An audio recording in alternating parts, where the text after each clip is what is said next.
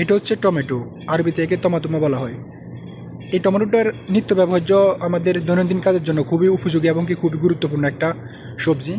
তবে এটা এক এক সময় এক এক ধরনের দামে বিক্রি হয়, কখনও 5 থেকে 6 থেকে 8 পর্যন্ত পার কিলো বিক্রি হতো, কিন্তু বর্তমানে এটার পার কিলো বিক্রি হচ্ছে 14 থেকে 15 রিয়াল। বাংলা টাকা হিসাব করলে প্রায় 420 থেকে 450 টাকা প্রতি কেজি।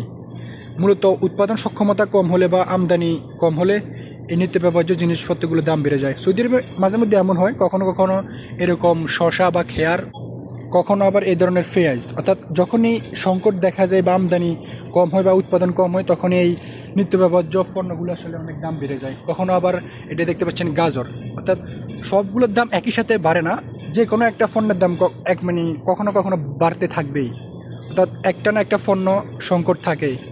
সো এইবারে সংকটটা হচ্ছে কি এই টমেটোর, প্রতি কেজি বর্তমানে 14 থেকে 15 রিয়াল, বাংলা প্রায় 420 থেকে 450 টাকা।